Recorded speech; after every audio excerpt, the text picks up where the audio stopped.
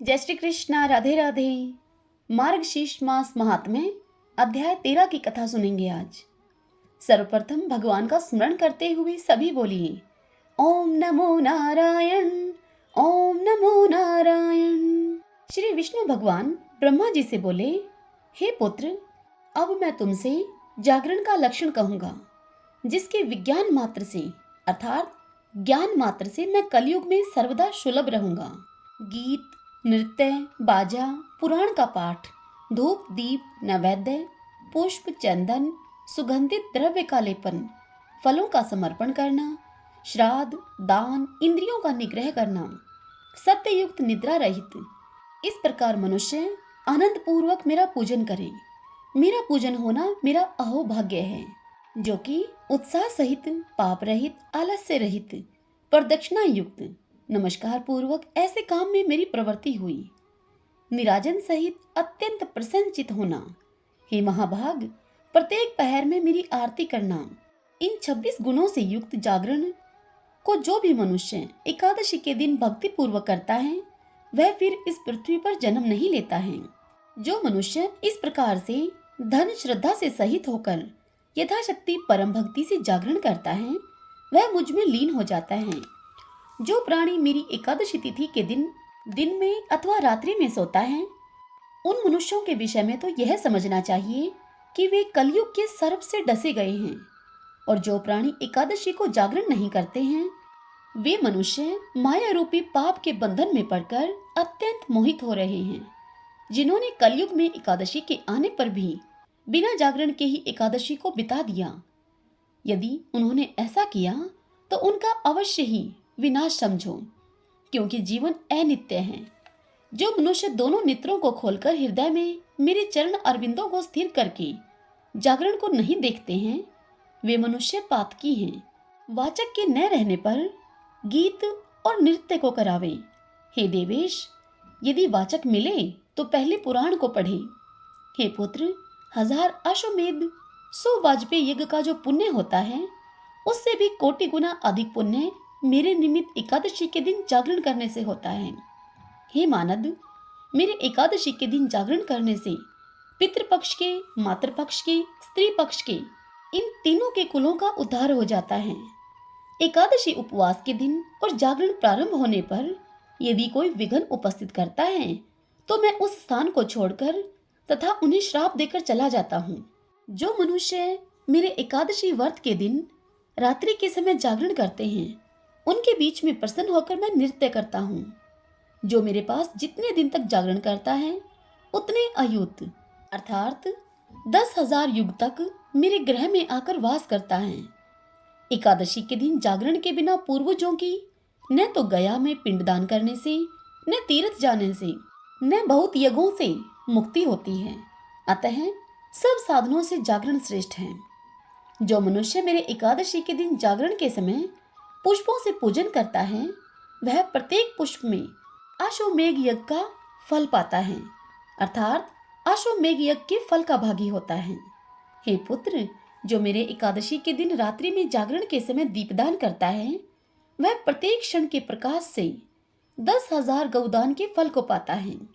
हे पुत्र, जो मनुष्य मेरे जागरण के दिन हविष्य अन्न का नैवेद्य अर्पण करता है मुझे, वह धान के पहाड़ के दान का पुण्य पाता है। हे चतुरवक्त्र, जो अनेक प्रकार के पकवान तथा फलों को मेरे जागरण के दिन देता है, वह मनुष्य 100 गौदान के फल को पाता है।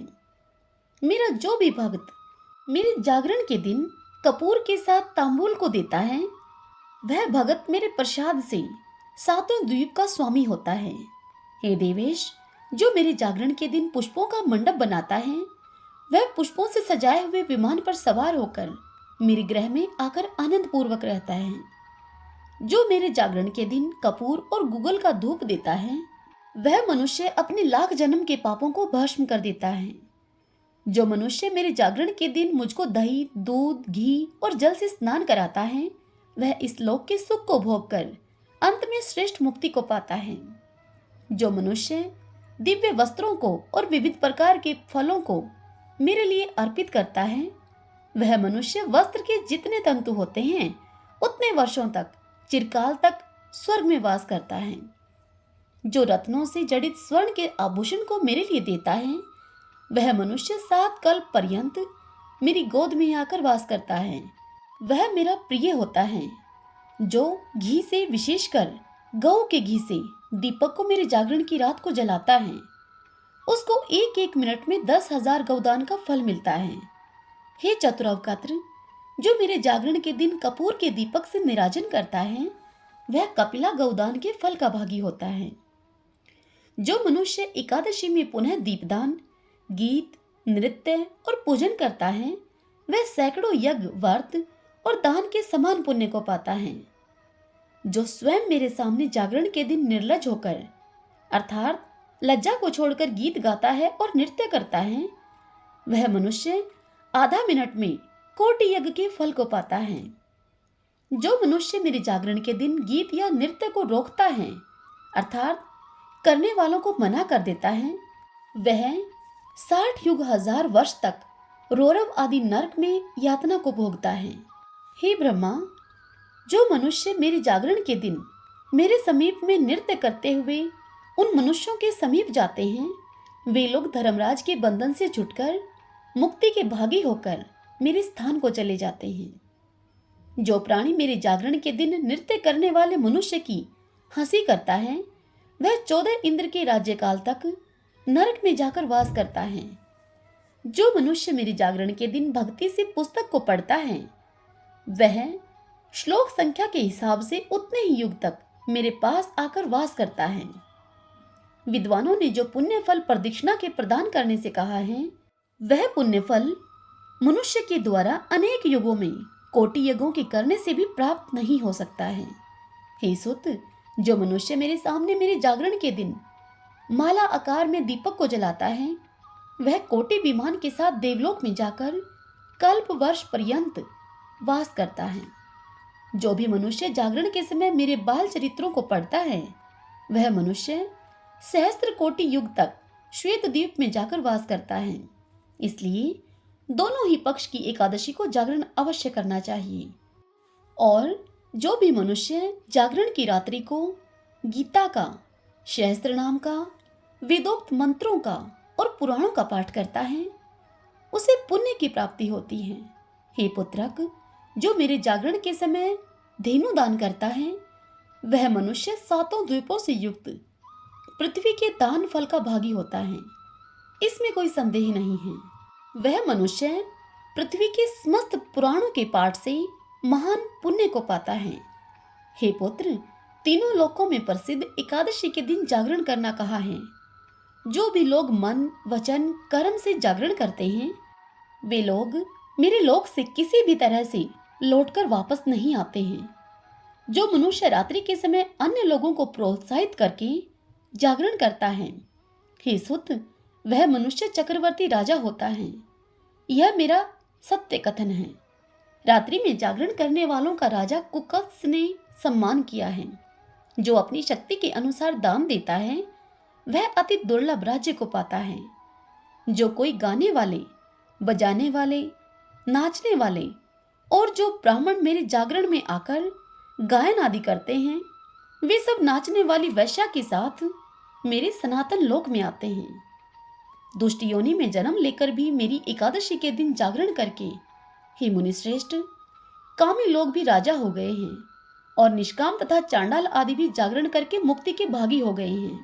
तथा मेरे एकादशी के दिन जागरण में जाति का विवेक नहीं है। और कलयुग में मेरे एकादशी के दिन मेरे नाम के जागरण को छोड़कर न तो ध्यान पवित्र है, न ही कलयुग में गंगा का जल पवित्र है और न ही जप पवित्र है।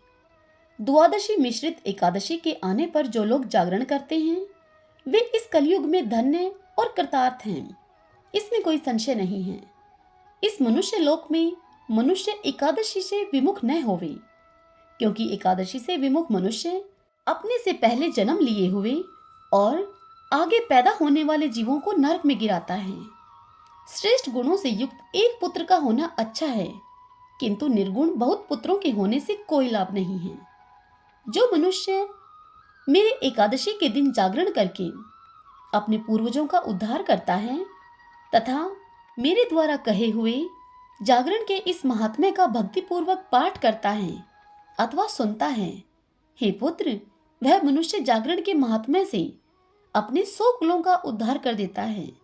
हे सुत, अगम्य अर्थात संबंध के अयोग्य स्त्री, ऐसी स्त्री में गमन करने से तथा अभक्ष्य अर्थात भक्षण के अयोग्य पदार्थ को भक्षण करने से जो पाप होता है, वह समस्त प्रकार के पाप एकादशी के जागरण से नष्ट हो जाते हैं। जीव के द्वारा अज्ञान से जो पाप किया गया हो या फिर ज्ञान पूर्वक जो पाप किया गया हो अथवा जो पूर्व जन्म का अर्जित पाप है तथा इस जन्म में जो पाप किया है, एकादशी के जागरण करने से मनुष्य उन समस्त पापों से रहित हो जाता है और उसके सब मनोवांछित कार्य सिद्ध होते हैं।